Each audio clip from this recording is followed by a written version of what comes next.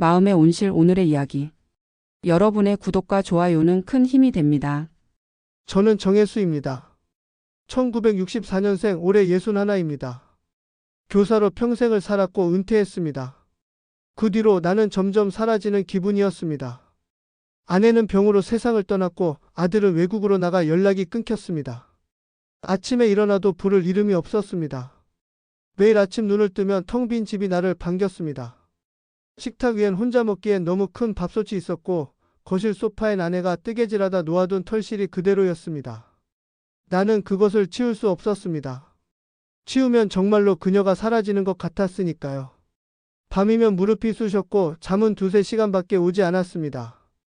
병원에 가면 의사는 노화라고 했습니다. 당연한 일이라고 했습니다. 하지만 나는 받아들일 수 없었습니다. 그러던 어느 날 신문 한쪽 구석에서 작은 광고를 보았습니다. 젊음을 되돌려 드립니다. 고요한 마을 따뜻한 공기. 노년의 피로를 벗어보세요. 그 문장에 홀렸습니다. 나는 그 마을로 향했습니다. 버스는 하루에 한 번만 그곳으로 갔습니다. 창밖으로 보이는 풍경은 점점 낯설어졌습니다.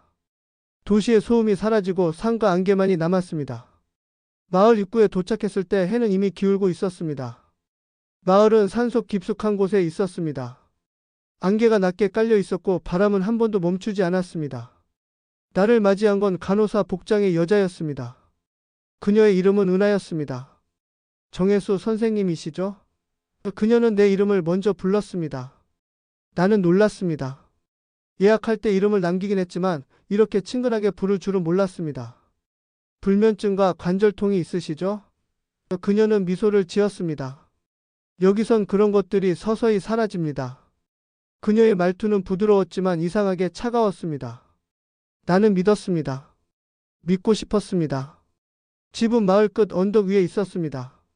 작은 한옥이었는데 마루에 앉으면 마을 전체가 보였습니다. 저녁이 되자 사람들이 하나둘씩 집에서 나왔습니다. 그들은 모두 환한 얼굴이었습니다. 70대쯤 보이는 노인도 50대로 보이는 여인도 모두 활기가 넘쳤습니다. 그들은 서로 인사를 나누고 웃으며 걸었습니다. 이 마을엔 슬픔이 없는 것 같았습니다.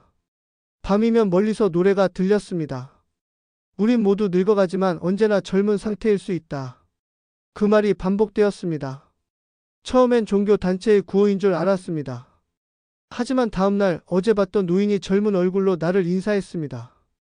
피부가 팽팽했고 눈이 빛났습니다. 나는 묻지 못했습니다. 무언가 물어선 안 될 것 같은 기분이 들었습니다.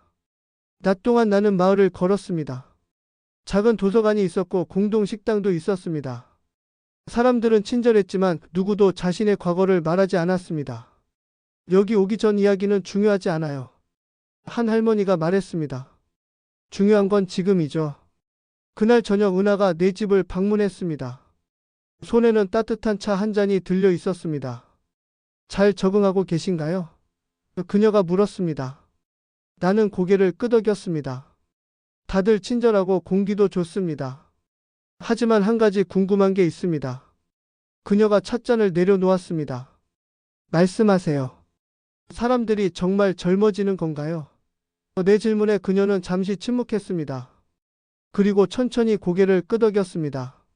네, 여기선 가능합니다. 어떻게요?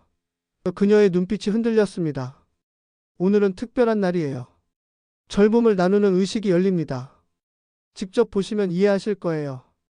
나는 따라갔습니다. 마을 중앙엔 깊은 구덩이가 있었습니다. 사람들이 모여들고 있었습니다. 모두 하얀 옷을 입고 있었습니다. 촛불이 켜지고 사람들이 둘씩 짝을 지었습니다. 젊은 사람과 늙은 사람이 손을 맞대었습니다. 노래가 울렸습니다.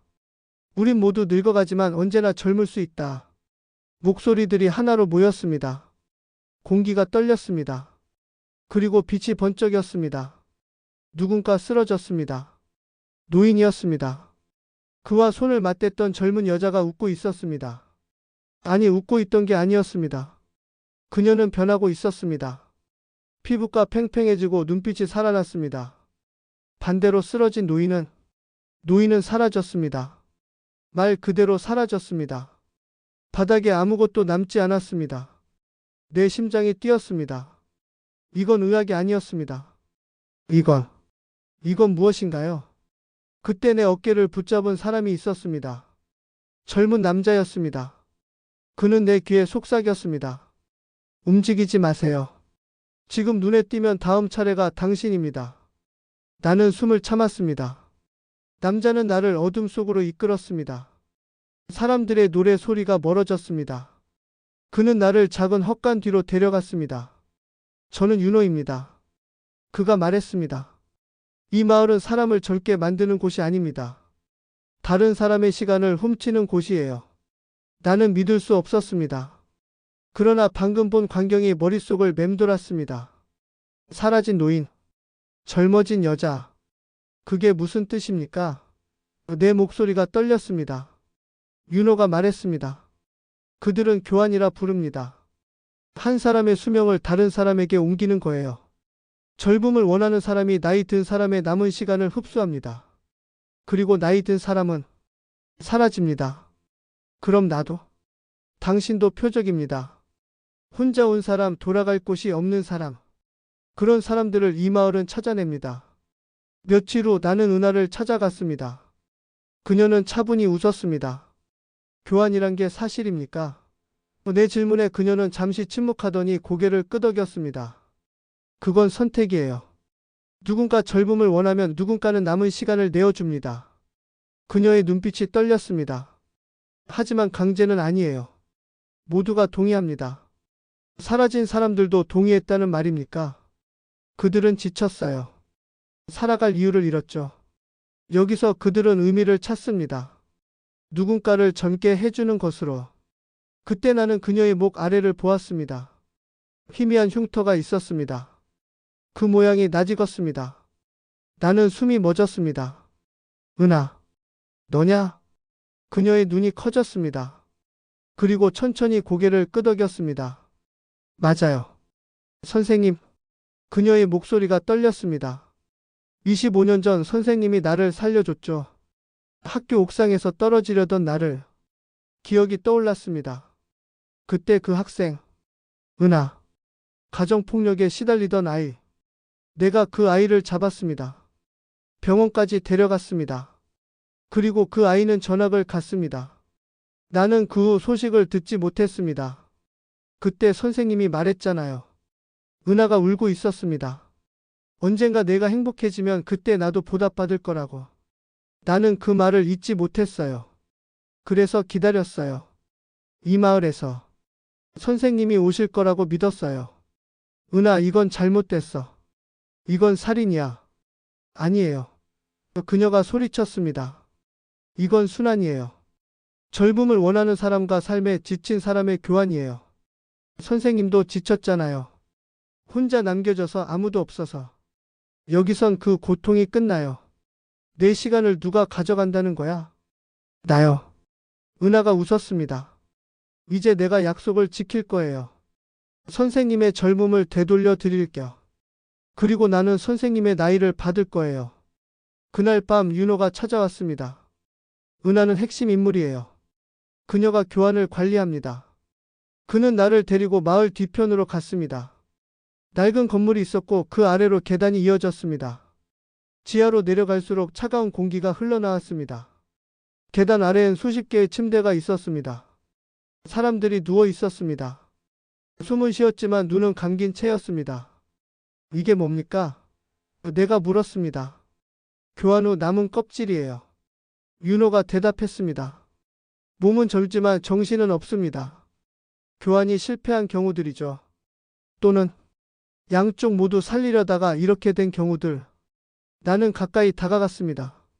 한 침대에 누운 사람의 얼굴이 보였습니다. 젊은 얼굴이었지만 눈은 텅 비어 있었습니다. 그때 문이 열렸습니다. 은하가 서 있었습니다.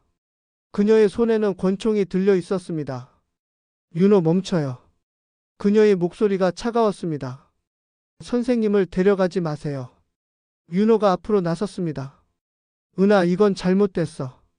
당신도 알잖아. 나는 빚을 갚는 거예요. 은하가 총을 들어 올렸습니다. 선생님은 나를 살렸어요. 이제 내 차례예요. 쏘지 마. 윤호가 외쳤습니다. 총성이 울렸습니다. 불빛이 꺼졌습니다. 어둠 속에서 누군가 쓰러지는 소리가 들렸습니다. 그리고 다시 노래가 들렸습니다. 우린 모두 늙어가지만 나는 눈을 떴습니다. 하얀 천장이 보였습니다. 거울이 옆에 있었습니다. 나는 천천히 거울을 들어 올렸습니다. 거울 속엔 낯선 얼굴이 있었습니다. 아니, 낯선 게 아니었습니다. 그건 젊은 시절의 나였습니다. 30살의 내 얼굴. 주름이 사라졌습니다. 머리카락이 까맣게 변했습니다. 손을 들어보니 핏줄이 선명했습니다. 관절이 아프지 않았습니다. 축하합니다. 은하의 목소리가 들렸습니다. 나는 고개를 돌렸습니다. 그녀가 침대 옆에 서 있었습니다. 그녀의 손은 차가웠습니다. 당신의 젊음을 되돌려 드렸어요. 하지만 그녀의 모습은 변해 있었습니다. 머리카락이 하얗게 새었고 피부에 주름이 가득했습니다. 그녀는 웃었지만 입술이 창백했습니다. 은하, 내가 괜찮아요. 그녀가 속삭였습니다.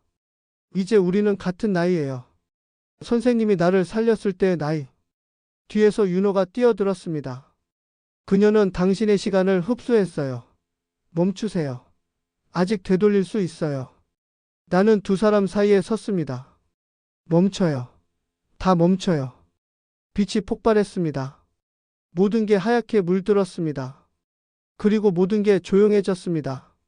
눈을 뜨니 병원 침대 위였습니다. 다른 병원이었습니다. 창밖으로 아침 햇살이 들어왔습니다. 도시의 소음이 들렸습니다. 간호사가 다가와 말했습니다. 기분이 어떠세요, 정 선생님? 나는 물었습니다. 은하, 어디 있습니까?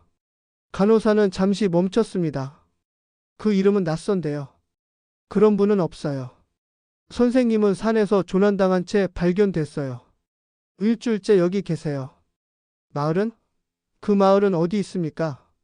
마을이요? 선생님이 발견된 곳엔 마을이 없었어요. 폐허만 있었대요. 그녀가 나가고 나는 탁자 위 거울을 들었습니다. 거울 속엔 20살의 내가 있었습니다. 젊은 얼굴, 팽팽한 피부. 그 순간 귓가에 속삭임이 들렸습니다. 우린 모두 늙어가지만 언제나 젊은 상태일 수 있다. 나는 웃었습니다. 그 웃음이 내 의지로 멈추지 않았습니다. 며칠 뒤 윤호가 찾아왔습니다. 그는 피곤해 보였습니다. 하지만 살아 있었습니다. 당신은 살아남았어요. 하지만 대가를 지불했습니다. 나는 아무것도 기억이 나지 않습니다. 나는 솔직하게 말했습니다. 은하의 얼굴도 희미합니다. 윤호가 고개를 끄덕였습니다. 그게 그들의 방식이에요. 기억을 가져갑니다. 젊음과 함께. 그래서 아무도 후회하지 않죠. 기억이 없으니까. 은하는? 그녀는 당신을 위해 스스로를 바쳤어요. 교환을 완성하기 위해. 윤호의 눈가에 눈물이 맺혔습니다. 그녀는 당신의 제자였죠? 나는 대답할 수 없었습니다. 머릿속이 하였습니다. 윤호는 문을 열며 말했습니다. 마을은 불탔습니다. 경찰이 조사하고 있어요. 하지만 노래는 남았어요. 사람들은 여전히 그 노래를 찾아 헤매고 있어요. 그날 밤 나는 창문을 열었습니다. 멀리서 희미한 노래가 들렸습니다. 우린 모두 늙어가지만 나는 거울을 보았습니다. 거울 속에 젊은 내가 천천히 입을 열었습니다. 언제나 젊은 상태일 수 있다. 나는 웃었습니다. 피처럼 붉은 미소로. 그리고 깨달았습니다. 나는 더 이상 정혜수가 아니었습니다. 나는 젊은 몸을 가진 기억 없는 누군가였습니다. 다음 날 나는 병원을 나왔습니다. 거울을 한 번 더 봤습니다. 젊은 얼굴. 하지만 눈은 텅 비어 있었습니다. 우린 모두 늙어가지만 언제나 젊은 상태일 수 있습니다. 그 말이 축복이라 믿었던 사람들은 오늘도 그 마을을 찾습니다. 하지만 그곳에서 젊음을 되돌려받은 사람 중 자신으로 돌아온 이는 없습니다. 젊음은 시간을 되돌리는 게 아닙니다. 기억을 덜어내는 일입니다. 당신은 무엇을 버리고 젊어지겠습니까? 거울 속 나는 여전히 웃고 있습니다. 그리고 나는 왜 웃는지 모릅니다.